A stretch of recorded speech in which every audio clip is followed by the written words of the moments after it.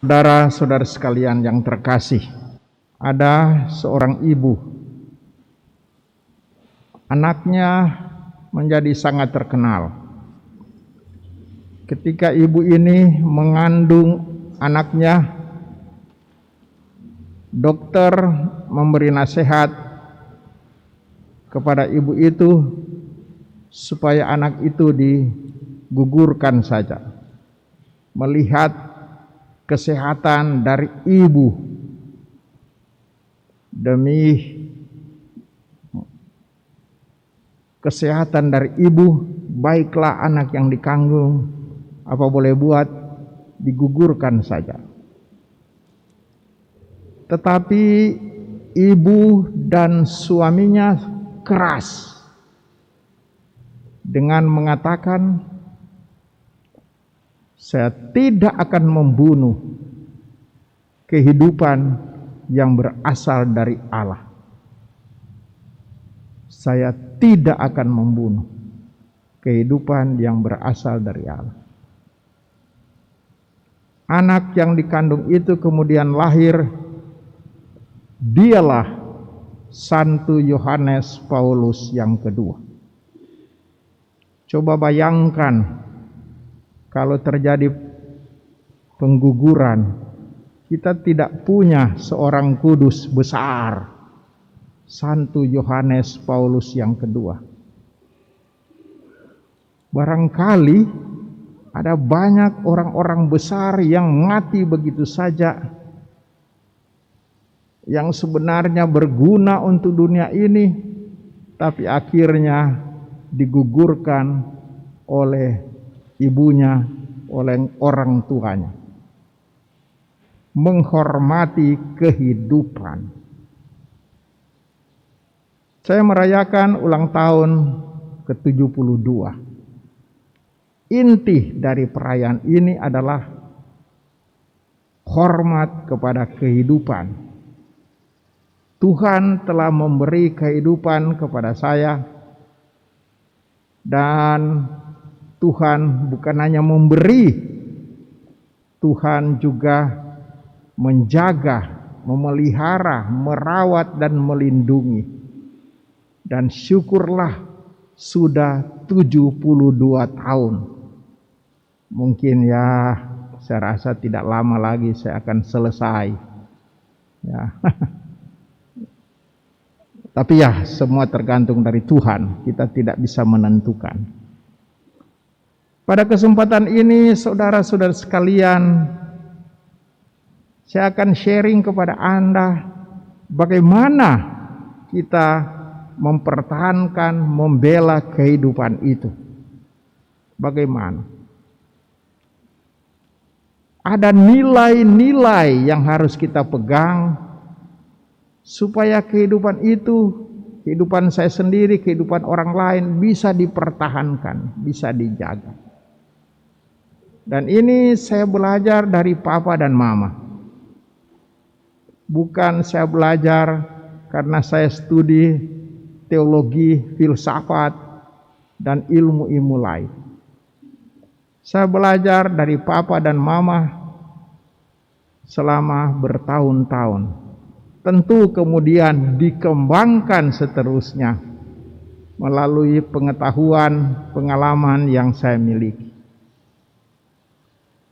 Yang pertama, mama papa ajarkan pada saya, yang saya bawa terus dan saya sangka saya bisa menggembalakan umat keuskupan Amboina selama 26 tahun dan sekarang menggembalakan umat keuskupan Agung Merauke,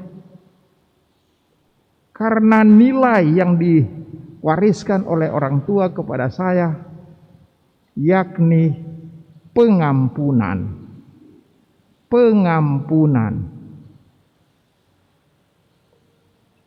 Saya lain kali menyaksikan dalam kehidupan papa dan mama, mereka juga bentrok satu dengan yang lain.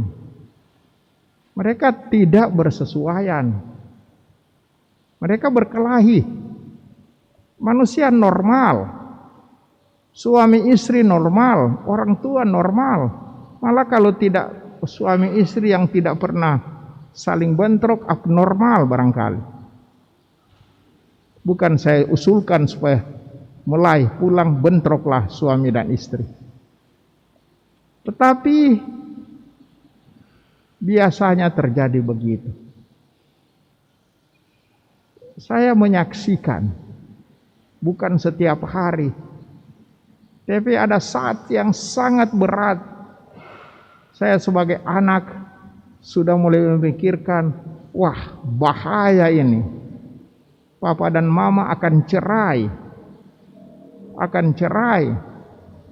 Kalau melihat ya masalah yang dihadapi dan yang dipersoalkan.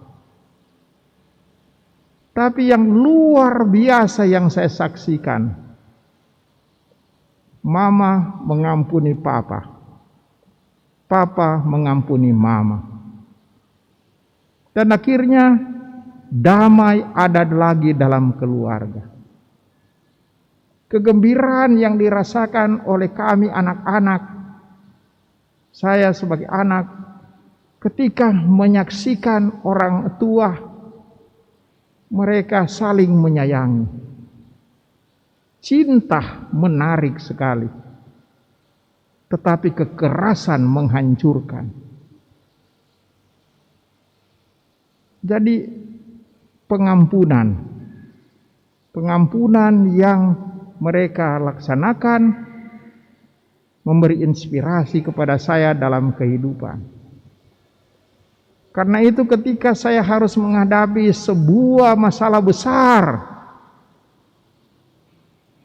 di Maluku, terjadi pertikaian hebat, tragedi kemanusiaan yang sepertinya tidak bisa diselesaikan secara manusiawi. Karena tragedi ini sangat-sangat sulit untuk diatasi. Tetapi saya punya satu keyakinan dalam diri saya. Cinta mengalahkan segala-galanya. Cinta, khususnya pengampunan. Saya bersuara di mana-mana, mari kita saling mengampuni. Terlebih saya mempengaruhi orang Kristen. Pernah ditual, dilanggur. Terjadi percecokan hebat. Dan kita umat Katolik, kelompok kita besar. Umat Katolik sudah berkumpul mau membunuh umat Muslim yang ada di Tual.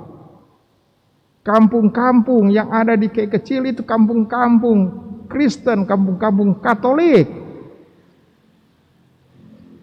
Mereka sudah berkata kepada saya, Bapak Uskup, kami akan membunuh ini umat Muslim.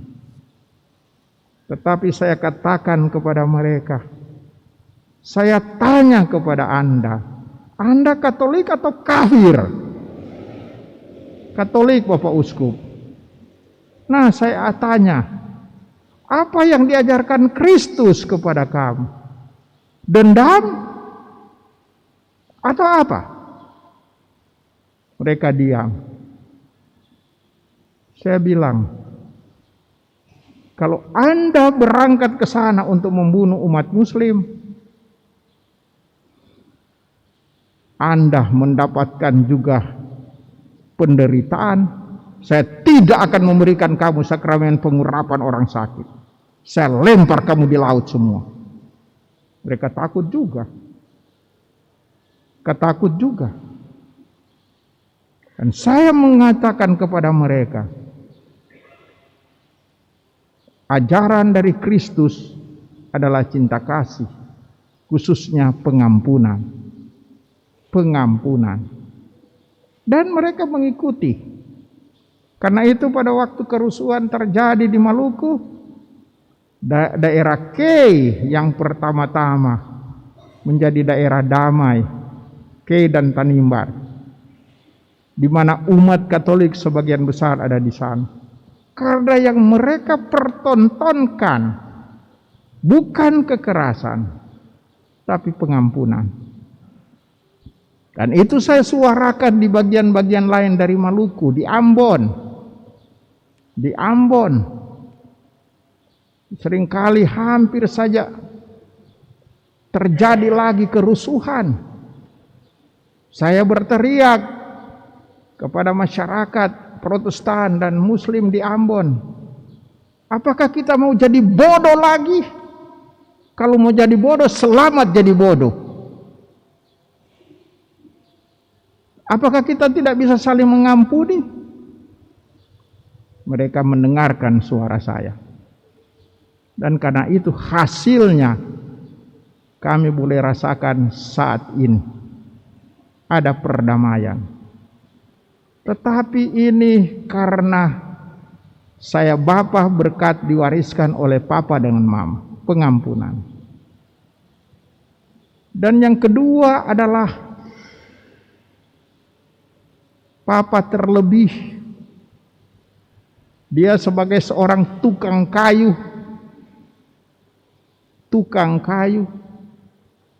dia mengajarkan kepada saya, kepada anak-anak, kerja keras, jangan mendapatkan sesuatu dengan gampang, harus kerja keras. Saya dari seminari Kakaskasen pulang rumah, tidak sama sekali berdiam karena libur, mengganti Papa dan Mama, pergi ke kebun, ikut kelompok, di sana dikatakan Mapalus, untuk mengelola lahan pertanian, ikut serta. Atau ikut Papa, bekerja membangun rumah karena dia seorang bas, tukang kayu. Dan di situ dia tunjukkan, kalau mau supaya bangunan ini berdiri dengan teguh, kerja keras.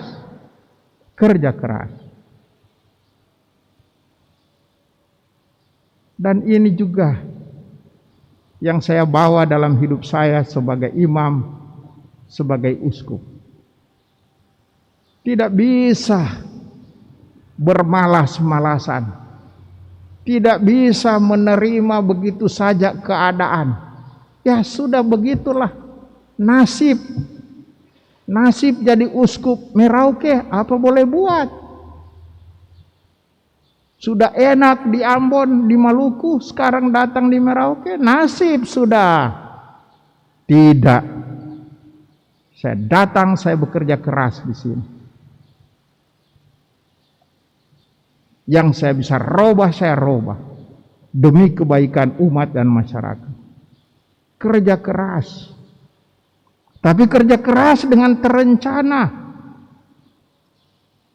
Banyak orang bergerak sana sini tapi tiada rencana. Dengan istilah banyak gerak tapi tiada gerakan. Ada. Dia ke sana, dia ke sini, dia kemari, semua.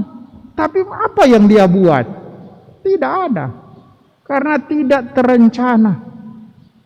Atau ada rencana tapi kemudian tidak dilaksanakan.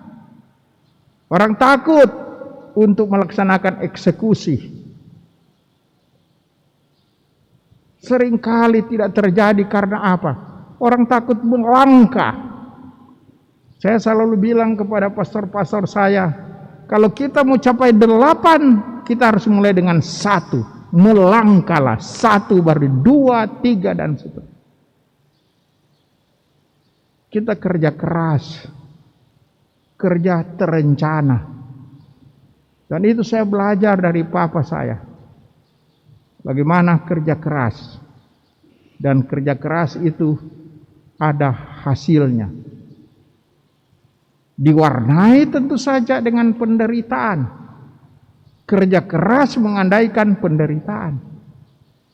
Kerja keras mengandaikan pengorbanan, dan pastilah akan dirasakan. Dan yang terakhir, nilai yang terlebih saya bawa dari papa dan mama adalah doa. Doa. Saya teringat pada waktu saya masih di SD, terjadi perang permesta di Manado. Dan kita harus mengungsi.